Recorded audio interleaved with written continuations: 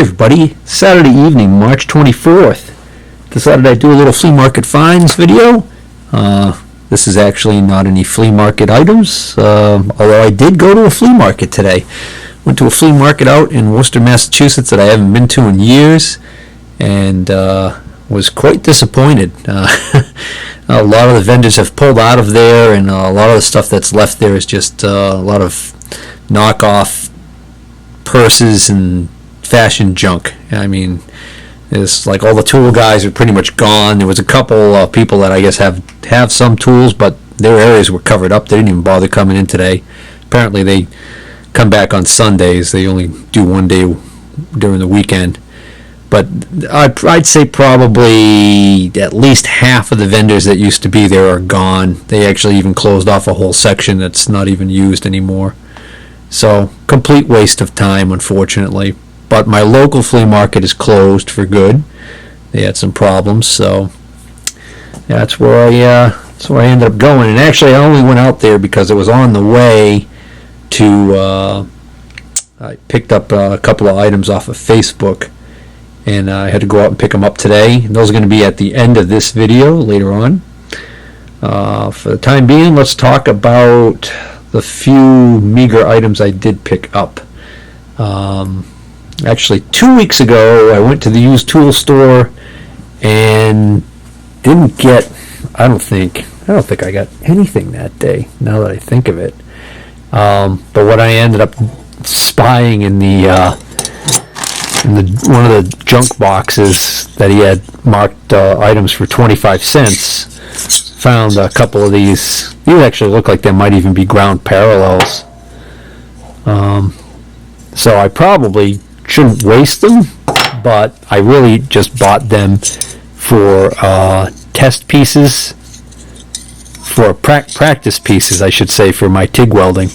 I wanted some little clean pieces of metal that I could use that I won't miss. So there's actually 3 of them, but I've been practicing, so see what happens to this. This completely gets discolored.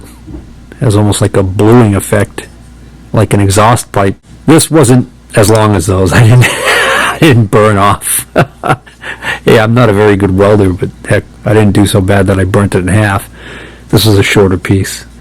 So eventually these will probably end up looking like this. Alright, but anyway, so that's all I bought at the tool store 2 weeks ago. But I saw on his junk table, which the items on the junk table were at $3 each, there was a bag, and when I opened up the bag, it was loaded with a whole bunch of empty boxes. He had just basically, I guess, gone through all the empty boxes he had in his shop, probably things that he had sold and not realized that he had the boxes for, or maybe he bought out in the state and found empty boxes that the things inside were missing. And there were 2 of these brown and sharp wooden cases, and a bunch of these cardboard Starrett boxes. And I went through and I saw a few things, and I thought, well, there's quite a few boxes in here, and some of them for really small items that aren't really that that big dollar. I inquired, and he said, oh yeah, no, he wants $3 a piece for these, so I passed on them. But I went back this week, and because a week had gone by, the table had dropped to $2 an item. And so I dug through the bag, and I decided I'd grab one of these. There was 2 of these, like I said, 2 of these brown and sharp boxes. And I grabbed this Starrett indicator box. Now I grabbed the Starrett indicator box because I knew that I had a couple of Starrett indicators that I don't have boxes for. I looked, and neither one of the ones that I have is a 25-181J. But just for having a correct box to protect my Starrett indicator here, that was worth $2 to me. This one I had bought. I was pretty sure, taking a look at it, that it's for a best test indicator. I believe a best test indicator sits right in here, and then various attachment pieces. There's even a, look at that, I didn't even notice it until now. There's even the adjustment wrench, the special little tiny wrench that they use on those, was in there. So pretty sure it's for a best test.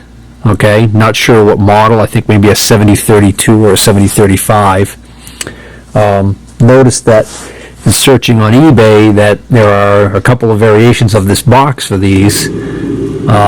This round hole here on the end of this slot, on some of these it's a rectangular hole or a square hole, and then the position of these three holes right here, on some of them it's in a different place, so it's a little bit of a different layout. But I grabbed this one because I noticed how this was all routed out here and it was pretty large. Instead of just having a circle for the face of the indicator, it was pretty big. And I thought, you know what, I've got those two Alina made by Compaq indicators, which are really actually nice indicators, but when I bought them they were loose, no cases for them. So I thought, wow, this might be great. I could put one of my Alinas in here, and if it works out, I figured maybe next week if I go back and he's still got the other one, I'll buy the other one and I'll put my other Alina in it. Well, unfortunately, here's the indicator in question that I wanted to put in this box, and it will not fit.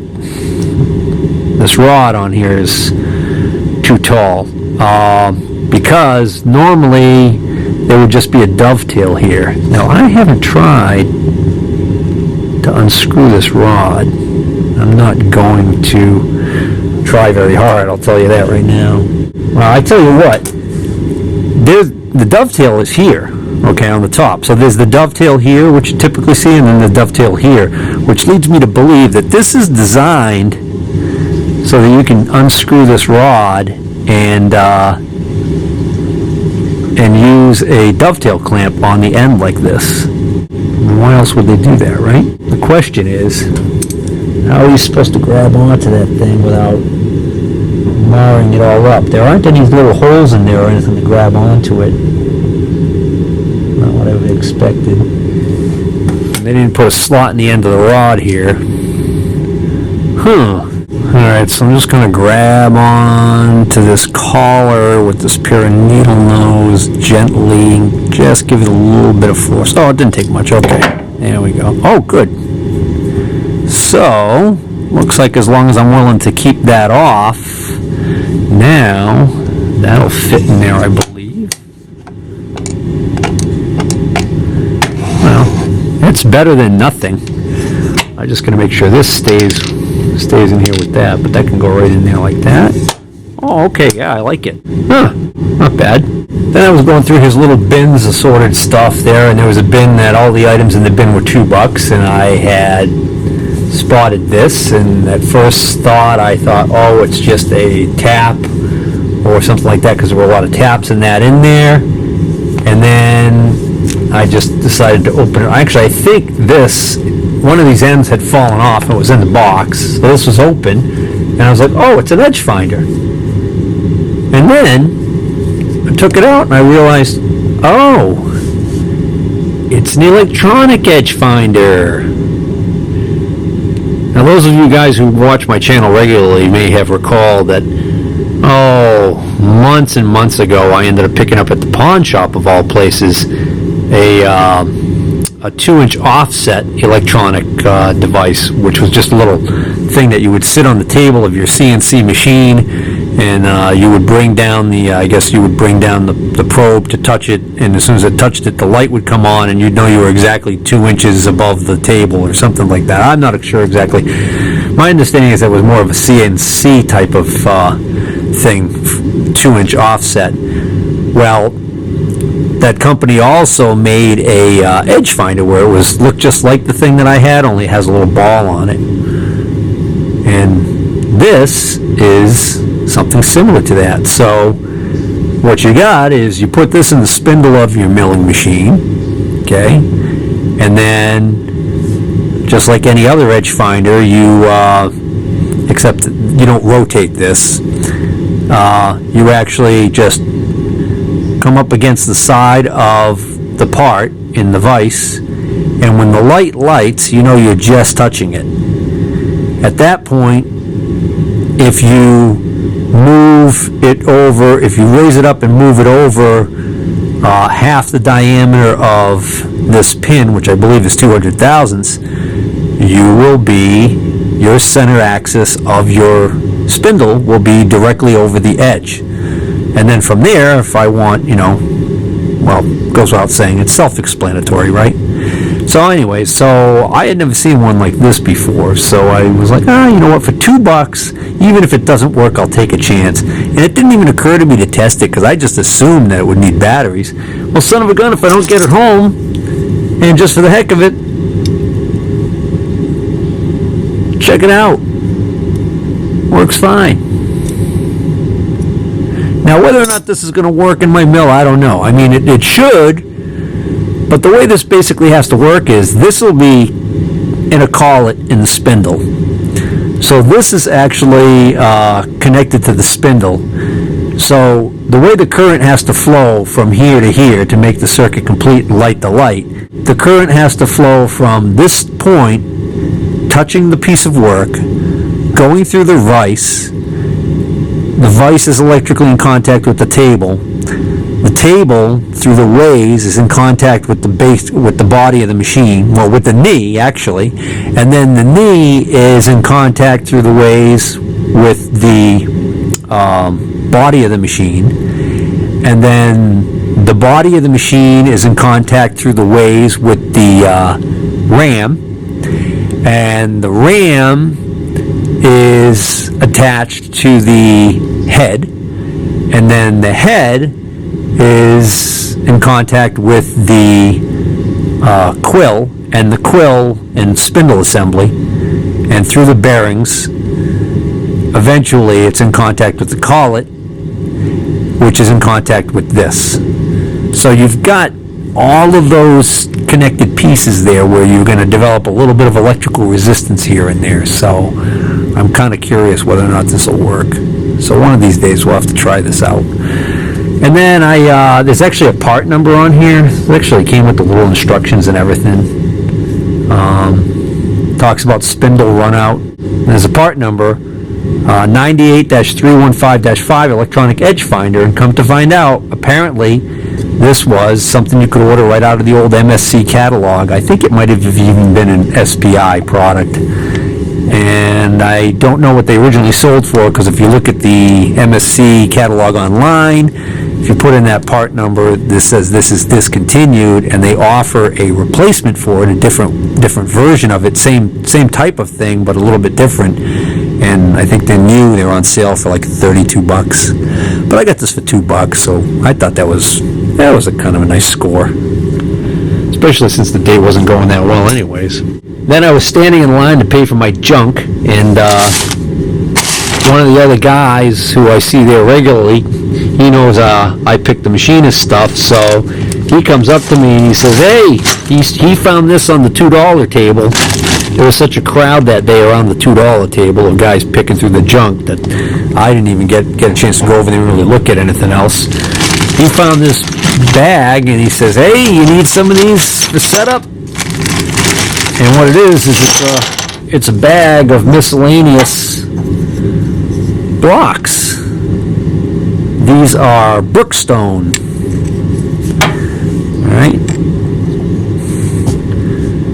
So I don't have any of these in plastic, and they're made out of, I don't know what kind of plastic this is, but they're made out of some kind of really tough, rugged plastic. So we got, let's see, two sets of those bigger ones there. I'm sorry, 3 sets of those big ones, and then 3 sets of these little ones.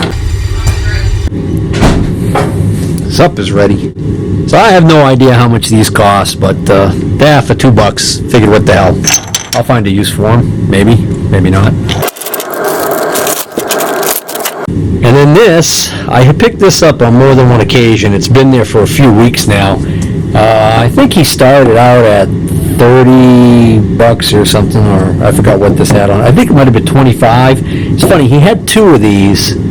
One of them was the clamp with a smaller diameter rod, and this adjustment piece was not even on it. And this one has the larger rod and it's got this nice big adjustment part right here on it, which is I think where the money is on this thing. And so this is the better of the two, I believe, and I think he had them both for like 25 or 30 bucks. And actually, it's been slid up and down so much that his original price is not even showing up on here anymore. But I said to him, I said, hey, normally he doesn't deal on prices. He stays with whatever he marks them at. But if something's been there a while, then you can talk to him about it. So I said, hey, would you do 20 on this? I think you had 25 on it. It's been there a couple weeks now. And he said, yeah. So I got this for 20 bucks, and I'm happy about that. This is an indicator mount. So I've got to find and see if I got to look and see if I have a rod. Okay, I got to find a rod. Just turn this, loosen this up. Okay. So I got to find a rod that will fit this. And then what this is great for is you see a little, almost like a V shape there, right? So this is to clamp down right on my V-ways of my lathe bed, okay? So that I can mount an indicator. Now you can't put it on this side because the lead screw interferes with it, but you can put it on the back side. So I probably want it to live down that end over there somewhere, but I'm just going to do it down here by the tailstock because I can get to that easier. So we just take this and slap it on here like this and tighten this down. And now we've got a relatively rigid mount for an indicator. Okay. Just loosen it slightly and it'll slide up and down the length of the ways as necessary, and a few more turns and it comes off easy enough.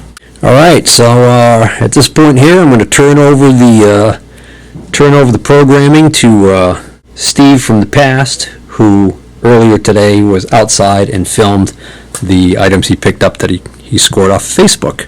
So these are the other items that I picked up. I picked these up just today, and this was a find off of Facebook. Actually, I responded to an ad for this saw. This is a Stihl. It's a Stihl MS290. It's got a lot of hours on it by the looks of it. Originally it was advertised for $175, and it was supposedly a running saw, just needed a chain. Well, in the process of making arrangements to go out there and look at the saw, after a couple of days, the seller notified me that he had tried starting the saw and it would no longer start. I told him I might still be interested in it, but that, I would obviously want it for a lesser price, and he agreed to sell it to me for $125 as is.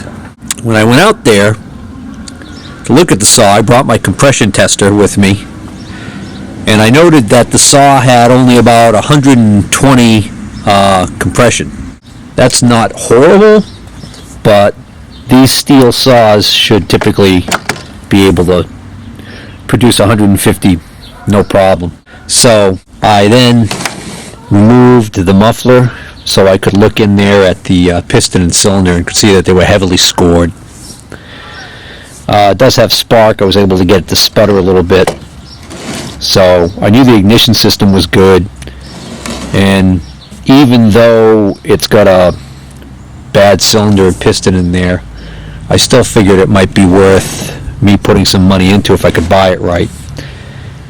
In the meantime, he told me that he also had this Stihl BR600 backpack blower, and that he had got this from a landscaping person that he knew. So this is probably also very worn out and beat to hell, but it's complete. And this also, I checked the compression on this. This also has low compression, but it's not completely horrible. He said this was in pieces when he got it, so this is clearly the screw missing here. So what I ended up doing was I ended up giving $140 for the pair, $70 each, and figured that was worth taking a chance on. In addition to that, he asked me if I wanted to get rid of this scrap metal for him.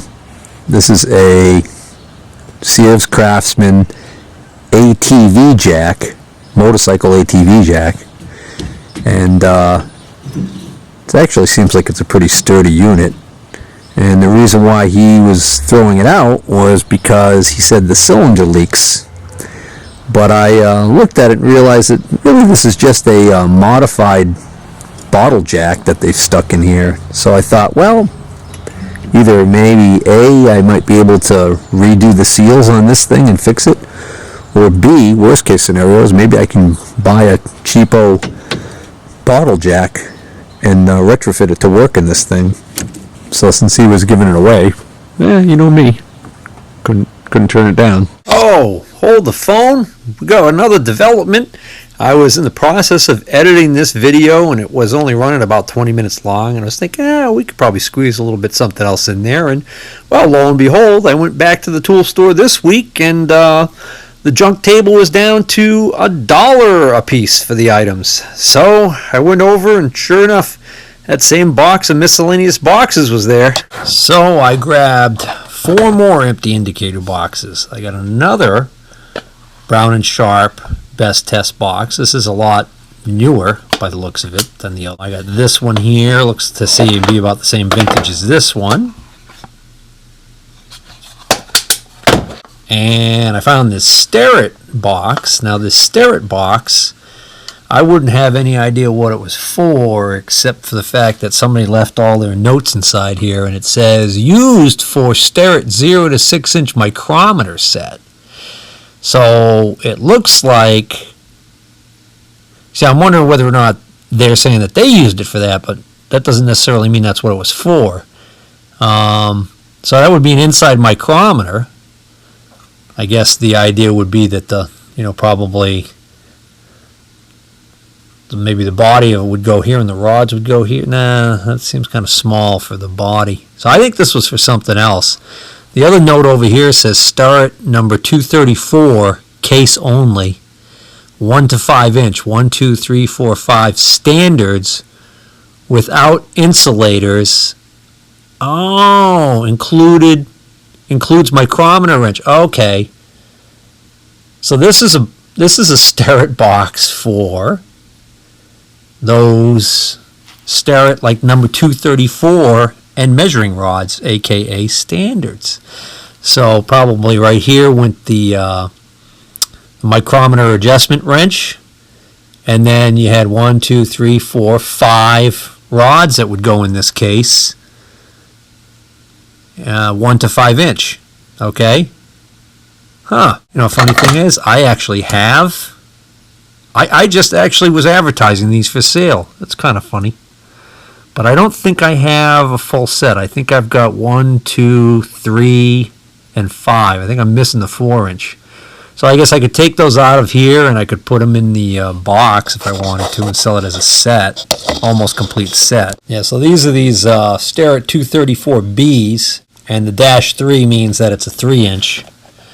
And then the 234As are the same type of rod, measuring rod, but with a rubber insulator on it, a rubber, like a little handle, whereas these have no handle. So that's what's supposed to go in here. Yeah, I don't know. Well, I got them advertised already, so I'll see if they don't sell. I found these on eBay, and I've seen them selling on eBay for around $20. So I think I've got them advertised on like Facebook for like $10 plus shipping, and then of course, I think I put them $15 shipped. But then obviously, if somebody's buying more than one, I'll give them a discount because I can obviously ship several of these in one small box. Well, anyways, all right. And the last box I got was this. It's kind of dirty and gnarly looking, but it's a last word indicator box. The foam is in good shape though, so that's why I got it, because I do have an orphan last word. Well, what I have is this box, which is the same box without the foam in it and just a bunch of just a mess. So I've actually got 3 last words in here. Although this one is beat to hell. This one doesn't return to 0 on its own, so there must be a spring in there that's broken. It's really nasty looking. But this was on a magnetic indicator stand, and I wanted the stand, so that's what I was really buying when I bought that. You know, the thing is, this is actually probably repairable, but I don't know if there's much point, at least not to me. But these actually work fine. This, let's see, this one looks like it's in better shape, so I think we'll put this one in the new box. Shift things around so the light's in the right position. That would help. All right. So I think this doohickey goes here, and then this goes here. Oh, that's interesting. This has got the place for this other clamp to actually fit.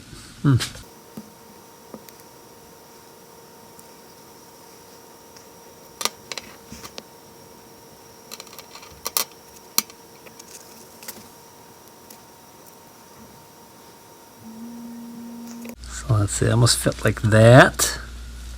There we go. And what do you do with this rod? Yeah, whatever. Oh, there's the other clamp for that one. All right, I'll put that one back on. All right, now that's a nice little case for a buck. And I was picking through the junk, and I came across this, what certainly looks like an arbor or a tapered mandrel. I'm just guessing it is. I couldn't see very well. It's got quite a bit of surface rust and spots. I'm going to clean it up real quick and see if it's got any markings. Yeah, that actually cleaned up pretty nice. That is going to be serviceable, provided it actually has a taper to it. No markings on it to indicate which end is the larger end or smaller end. Only on this end it's marked JSF, so we're going to assume that's the initials of the person who made this thing.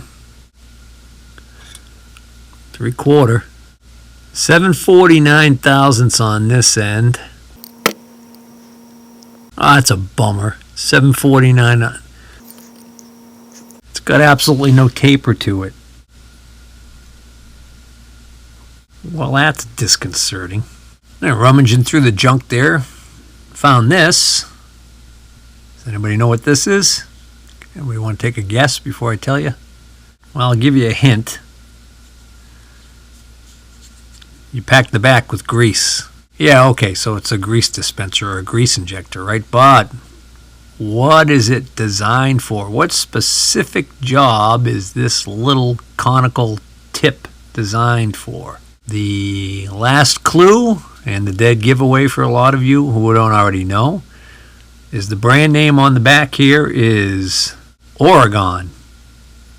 It's interesting. It says made in Germany. I didn't know that Oregon Tools made things in Germany. Anyways, Oregon is a big supplier of aftermarket parts and accessories for chainsaws. And what this is a grease injector for the little nose sprocket and the tip of your chainsaw bar. It's funny, one of the guys was saying, pretty much there's so much oil over there, they never bothered doing that. But apparently that's something I wasn't aware of. I thought oil went in there, I thought oil lubricated it, but there's actually a hole on the end of many bars. Well, now this is a Stihl Roll-O-Matic, so it doesn't have that. But like on a lot of the other saws, they have a little hole here, and it's to lubricate that little sprocket that's inside there. And then that big, huge mess of a table, I end up finding this end of this extension cord, okay? And I'm like, oh, I wonder if it's, all trashed. Well, for a buck, why not? So I go through the trouble of digging it all out, and sure enough, it's missing the prong on the end here, but otherwise, it's long enough that I figured for a buck it's worth it. I'm thinking, well, maybe I'll just throw a plug on there at some point. All right? Here's a weird thing. I thought this was actually spliced, but this plug, this cord, the entire cord is yellow in color, and then there's a color change right here where it turns orange, and the rest of the cord is orange from here to here. My theory is that this whole cord was orange when it started its life, and that what actually happened was that this part of this cord up to about here was inside of a shed or something that protected it from the sun, and that the rest of this cord spent most of its life in direct sunlight and faded to that color. That's just the theory.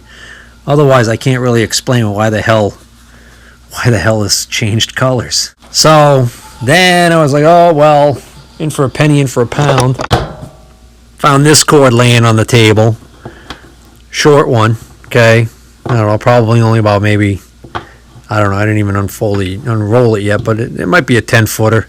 But here's the thing, for $1, look at these nice quality plugs on the end here. Brand name on this is Hubbell, Hubbell. Seems like pretty decent quality. I don't know about this one. Actually, that's in pretty good shape too. So anyways, that was worth $1. And I'm digging through the pile at the other end of the table, and I spy this cord, and it's got this nice plug on the end of it, and this actually still has a price sticker on it of $1.59, and I don't know if you could make that out or not, but that sticker is for a place called Spags that has long since gone out of business.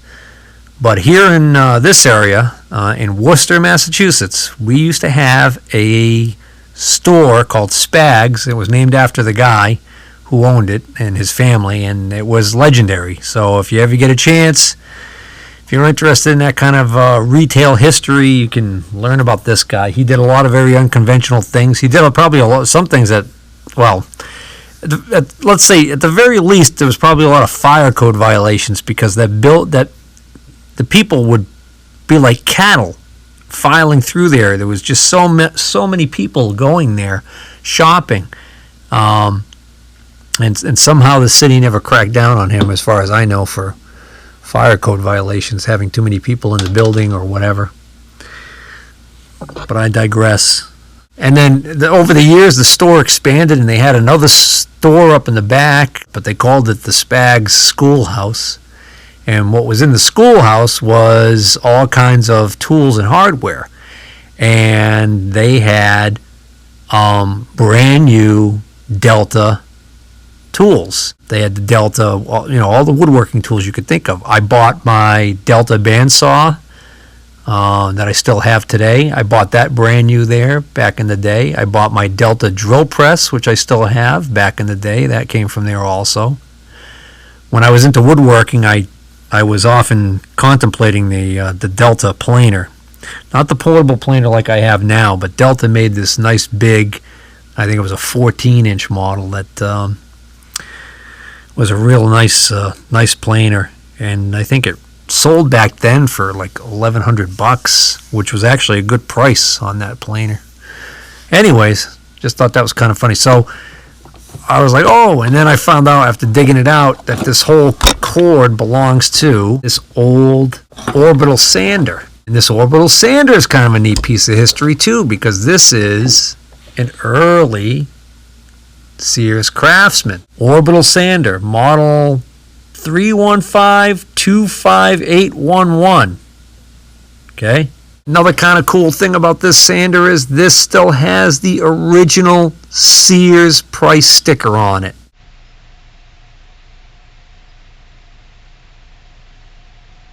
So I see a number at the top here, $25.81. I don't know if that was the original price. Then there was a price of $15.44, which is crossed out, and the price at the bottom is $7.79. How flippin' old do you think this has to be if it was marked down to $7.79? And the damn thing is all metal. I mean, there's not a plastic, well, maybe the switch. And as if that isn't cool enough, the damn thing actually still works. Now, I gotta tell you, it sounds horrible. It's got a very metal on metal sound to it.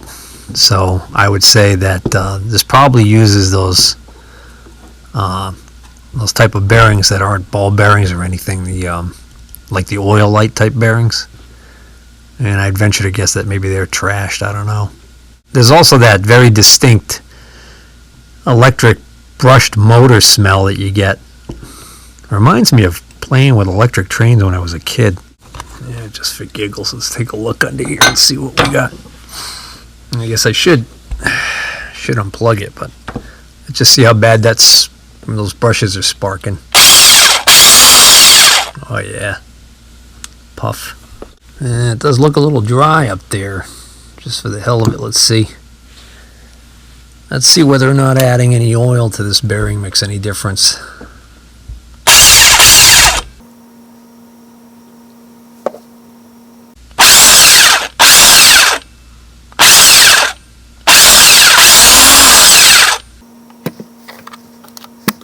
Doesn't seem to make much difference, but sure it doesn't hurt.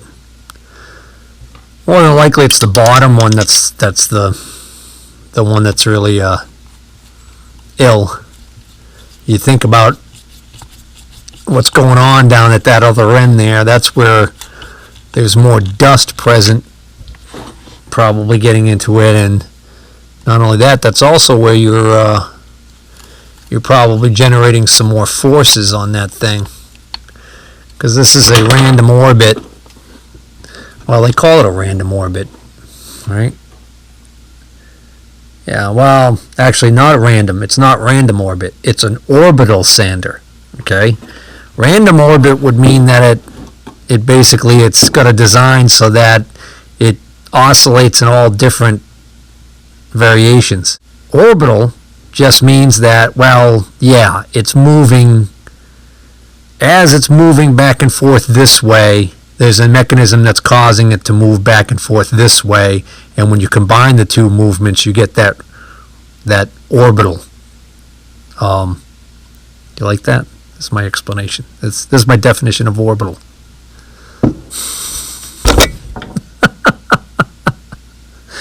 All right. See, now this video is probably going to run too long. And for what? Was it really worth it, guys? Huh? All right. All right. So that's it. I'm going to call this one a wrap. Take care.